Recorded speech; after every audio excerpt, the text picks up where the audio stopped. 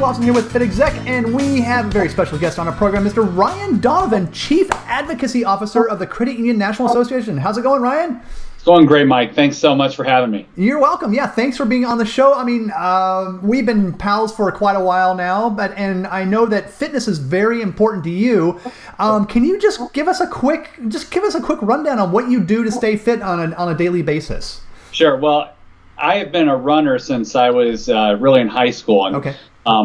Growing up, I was both a competitive swimmer and a runner, but in high school I ran cross country, and so that's kind of the core of my exercise regimen. Mm-hmm. Whenever I can get out for a run, whether it's a 5K run or something a little bit longer, I try to do that. And okay.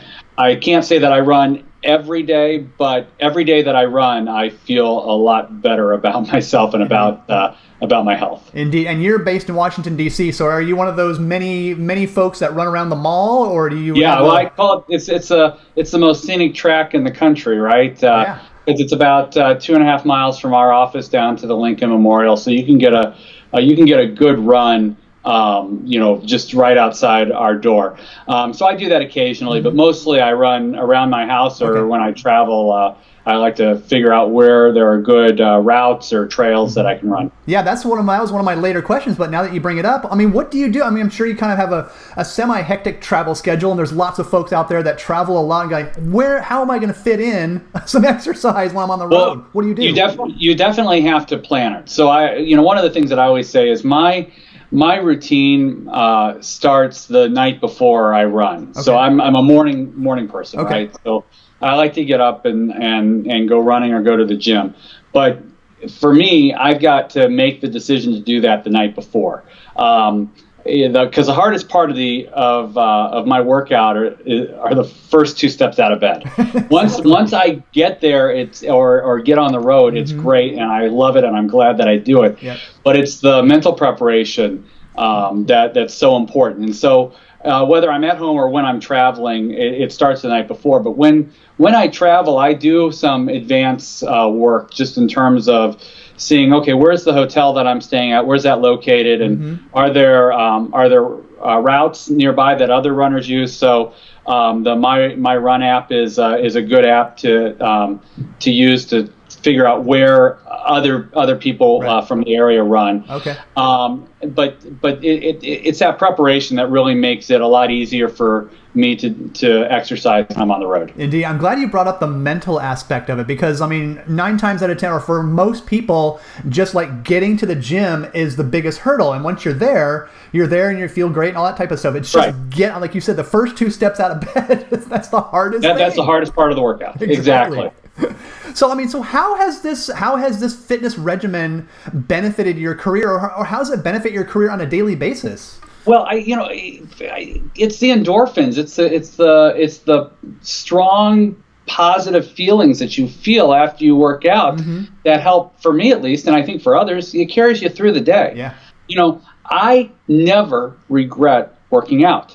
I always wish I did it more. Right. But if I'm able to get up and get to the gym or get on the road and run, then the rest of my day seems to just go by that much easier. Exactly. So I mean, I think that's the immediate and the tangible aspect. The other thing is, listen, I don't have the most physically demanding job in the world, but there's some stress associated with that, and I'd kind of like to be doing this or something very similar to this for the next 20 or 30 years. And I know that in order for that to happen, part of what I've got to do is take care of myself. Yeah. So there's immediate benefits, and then there's long-term benefits that I think about when I think about trying to eat as well as I can, and also trying to exercise regularly. Exactly. Speaking of eating, what types of diet do you have? I know nobody's perfect, but this is an occupational hazard, Mike, because a lot of what I do I shouldn't say a lot, but so much of what I do for work involves lunches like one I just returned from, or receptions or dinners, and so that's a really tough challenge to eat right. But in the mornings I like to have oatmeal, and I orange juice and coffee. Trying to keep breakfast as simple and as healthy as possible. is key, because you never know what's going to happen later in the day. I keep a bag of mixed nuts and trail mix at my desk, and so it really is about controlling what you can control, because later in the day you could be at a lunch, a high calorie lunch, or a steak dinner or something like that. And you don't always want to be the person there that's just ordered the side salad. And I'm never the person that just orders the side salad. So the other thing that I'd say is part of the reason why I like to exercise as regularly as I can is because I like to eat, and I want to eat what I want to eat. Exactly. So good point. sometimes that's an important perspective as well. Yeah, that's what I was just thinking too, because when you exercise on a regularly, I mean, you can kind of get away with eating. I mean, because I know there's a lot of really good restaurants in DC and a lot of rich food. So, that's right. You can. It gives you a little bit more flexibility. The other thing is I don't exercise for weight loss.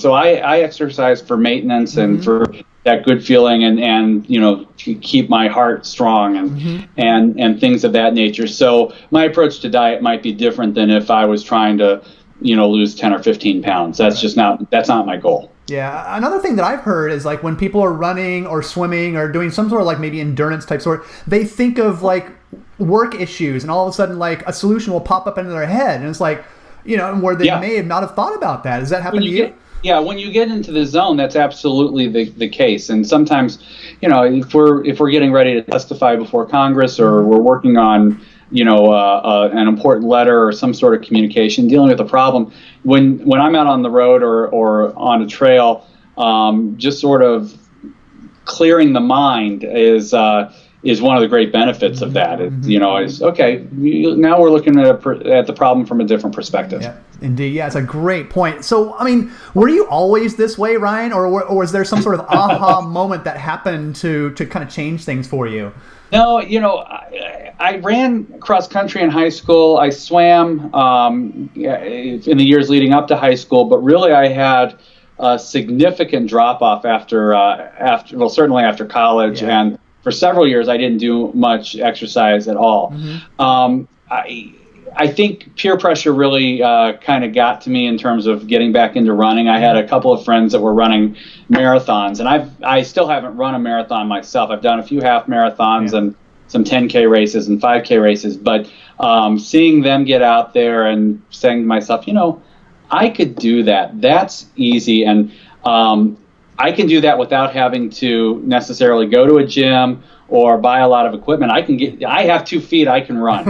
and so that's the other thing is anytime you get into a routine like that, it's got to be something that's adaptable to your lifestyle. And in about 10 minutes time, I can be out the door and stretching and starting to run at any given time. So no, it's not something that I've always done, but over the last 4 or 5 years, I've probably, let me see.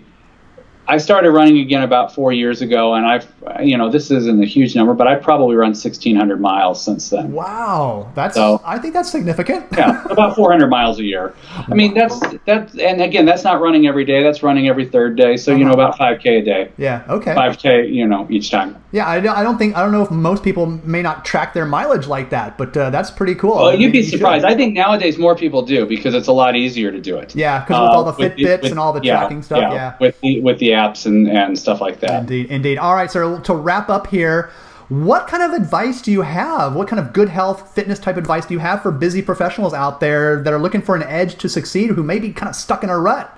At the risk of sounding very cliche, follow Nike's advice and just do it. Yeah. I mean, it's just that's it. It's mostly mental. And the other piece of advice is compare yourself only to yourself.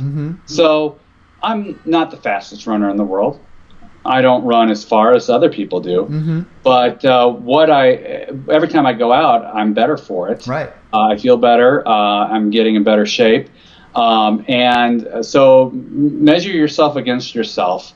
And I think that in the long run, you're going to have a very positive experience. Very cool. Good message to end on, sir. Thank you so much, Ryan. I appreciate your time. And Have fun there in DC and watch out for those steak dinners. All right. Okay, thanks. All right.